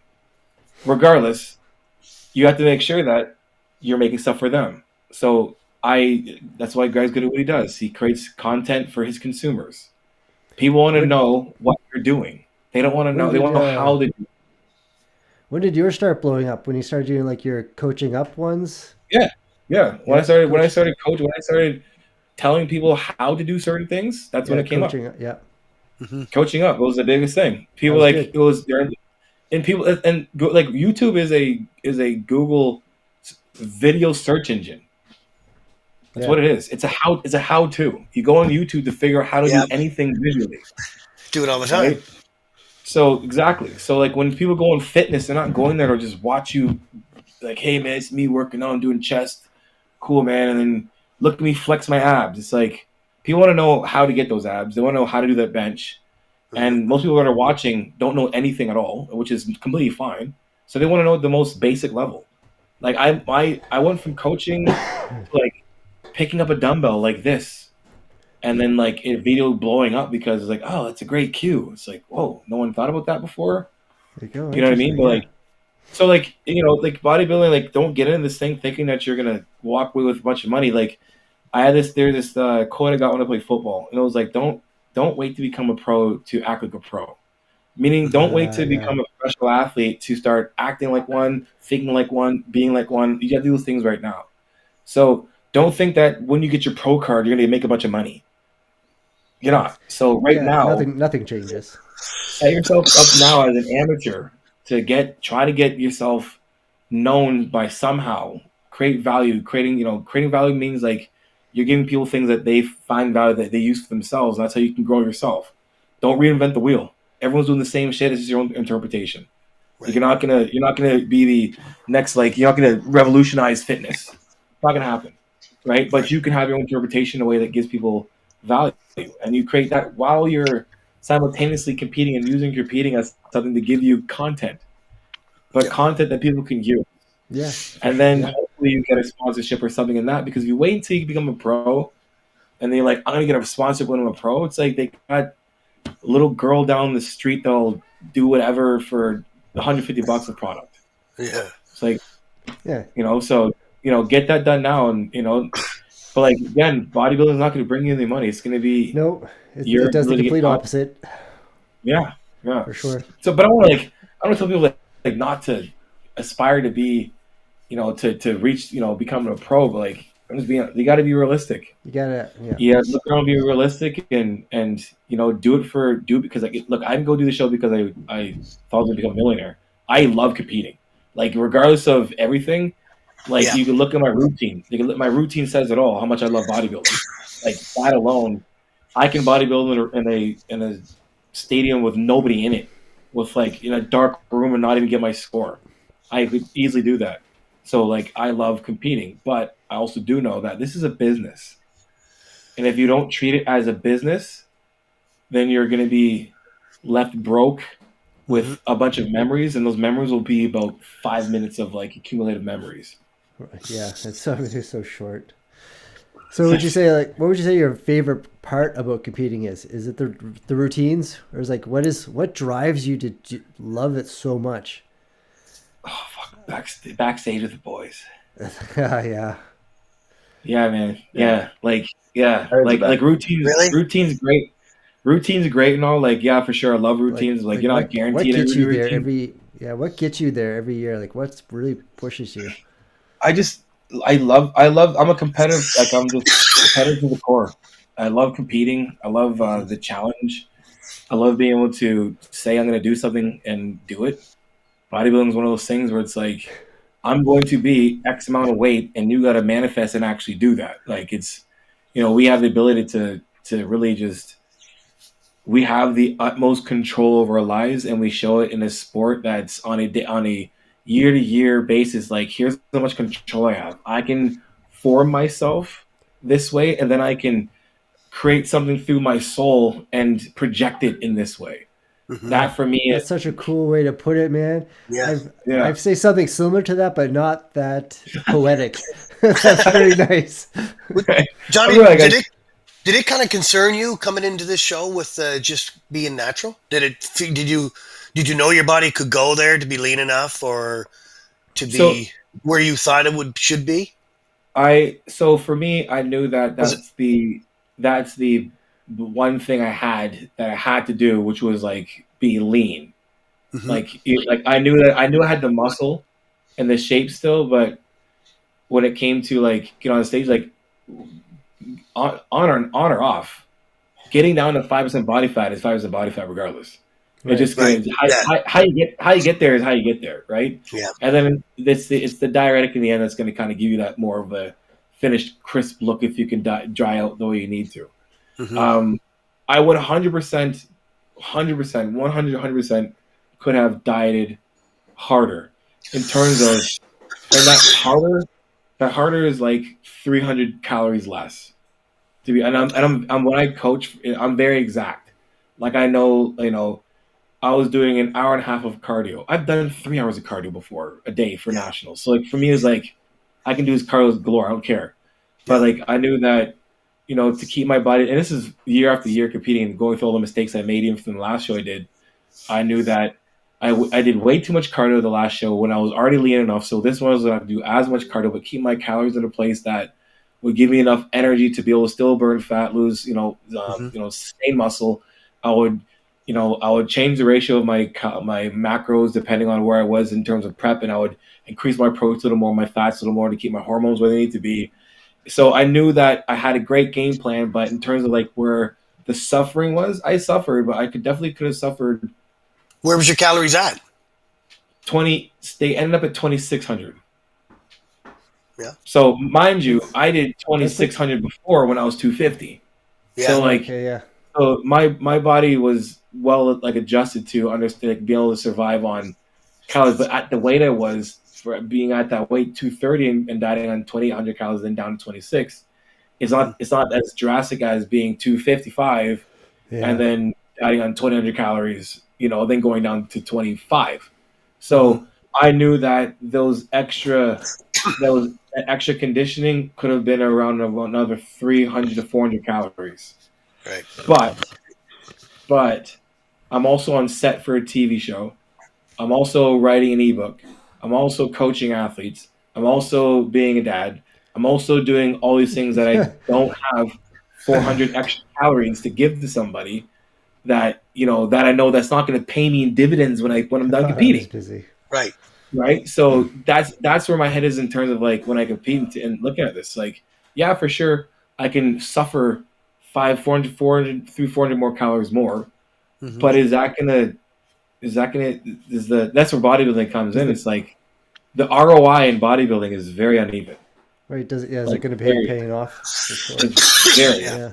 The amount of effort you put into this, for if you just go by time.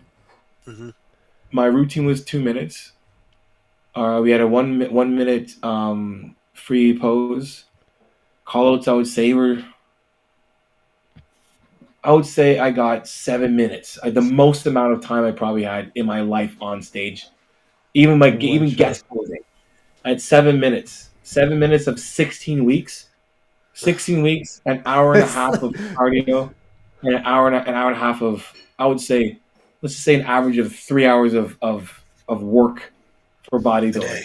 Of active work. We're not talking about, because when you're done bodybuilding, you're done bodybuilding.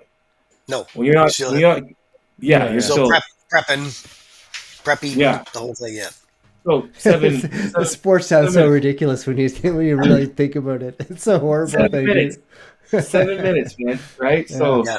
So to answer the question, I definitely going into it, I knew my advantages. I knew that I was the younger one in the class. I knew that I was a bigger guy coming down naturally. Right? I didn't have to build up in class. Most guys in 212 are guys that are, the reason why Lunsford and Flex dominated for so long is because they were the very few that had to diet down in that class. So when they got down to 212 and they sit there and it was like, you are noticeably better and bigger than everybody else. Yeah. So I had that advantage going into the class knowing the guys are older than me. So I wasn't worried about it. I just knew that I had to get to a level of suffering that, trust me, getting down that weight, it wasn't like I was like, oh, it was easy this time. It was shit. It was still like shit.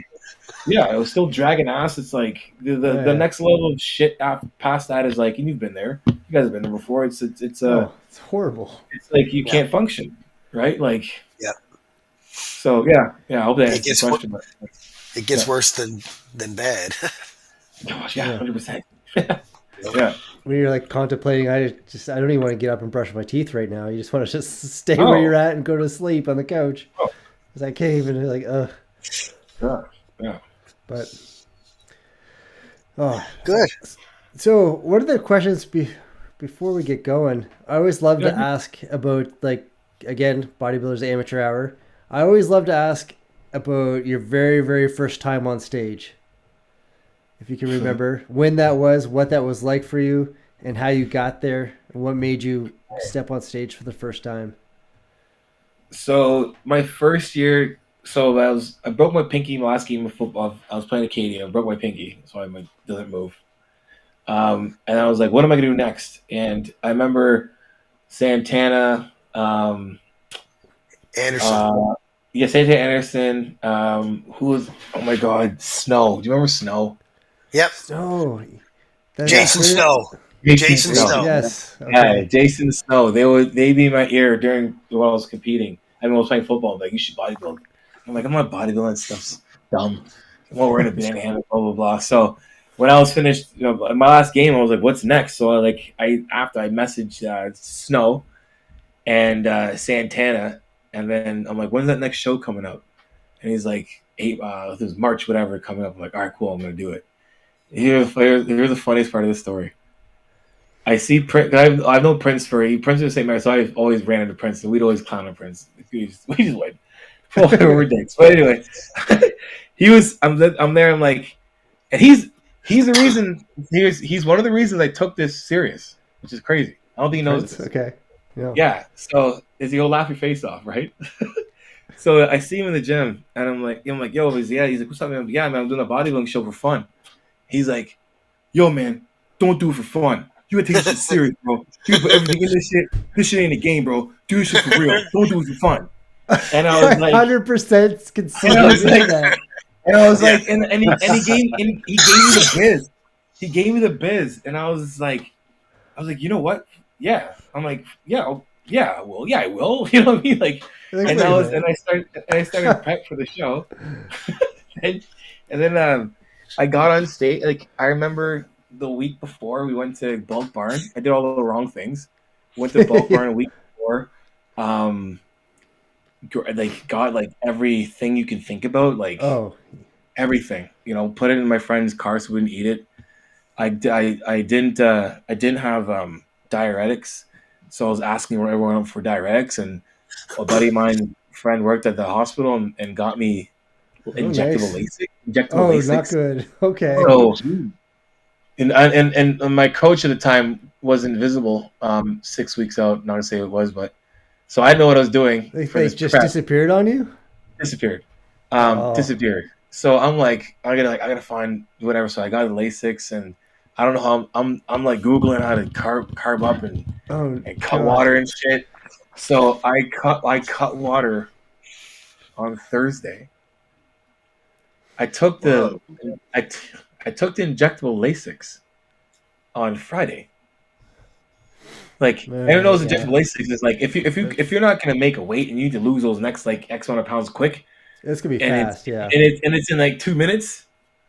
Yeah, the injectable LASIK. I took the injectable LASIK on the Friday. On the Friday before weigh-in. Okay. Not knowing I need to weigh in anyway. I just did it, and then I was like peeing like galore. I was just like peeing everywhere. I was like, holy fuck. And then I remember getting to the show. I remember watching Greg eating like a big thing of potatoes. So Greg, if you will hate him for this, Greg was actually a light heavy. Greg ate himself up to heavies because he already won the class. So this entire prep, everyone's, you got to beat Greg Doucette, man. You got to beat him. I'm like, who's Greg Doucette? He's like, he wins all the time, won every class. I'm like, fuck, I don't care who fuck this guy. I'm like, why do people care he won a lot anyway?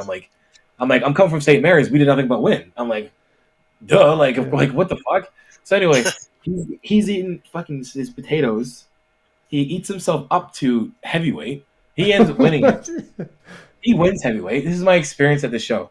I don't have a tan, no clear tan. So my friend has this white bond tan. So you can watch my pics. You can see him. Like, Greg's darker than me. Troy Ferguson's darker than me. I'm on stage looking like just a tan white dude. And so the funny thing is like waiting backstage.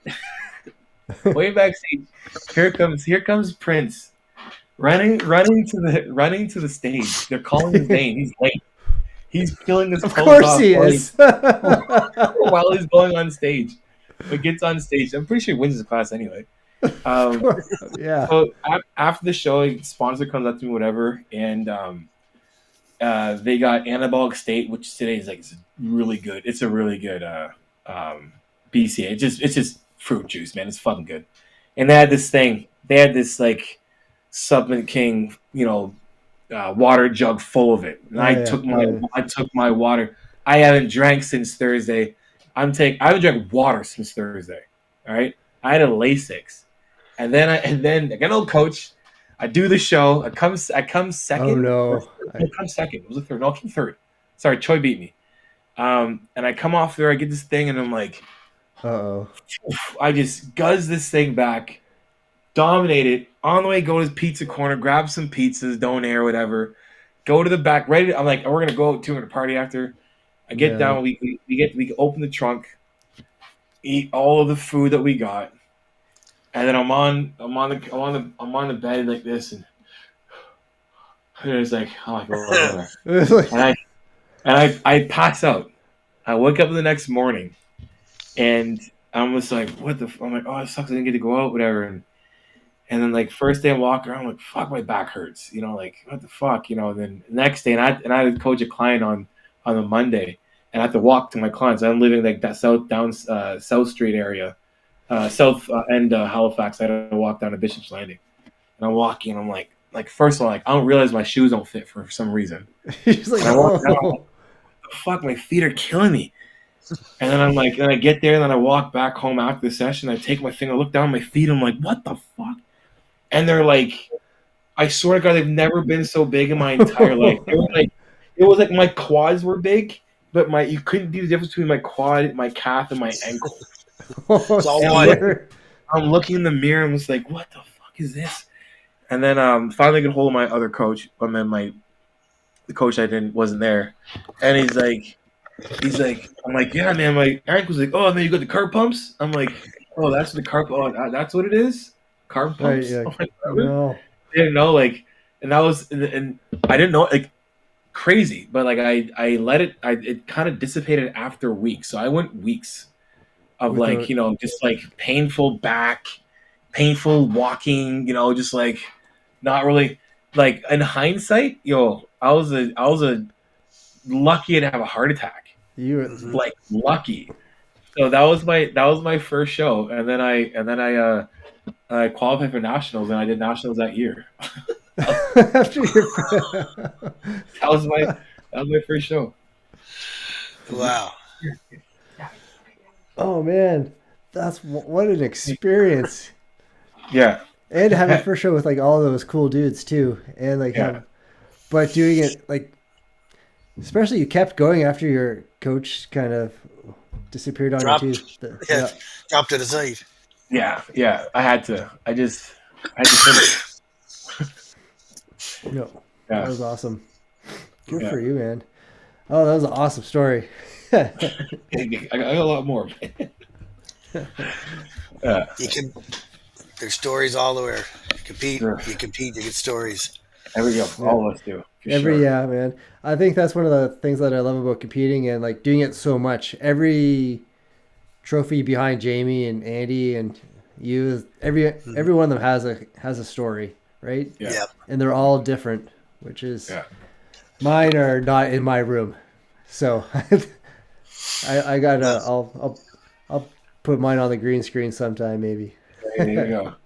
But, program that in. Yeah. But, all right, buddy. Thank you so much for joining us, man. This was fantastic. Yes, Johnny. Thank you. Yeah. Appreciate coming on, man. Definitely. I'm not as crazy. Let me know we can come on again, man. Definitely enjoy it. Awesome. We love it. Yeah. Anytime, buddy. Yeah, you're more than welcome. Like, we love your energy. We just love like what you're about and what you represent, right? Mm-hmm. And just like a class act, and we appreciate it. Yeah.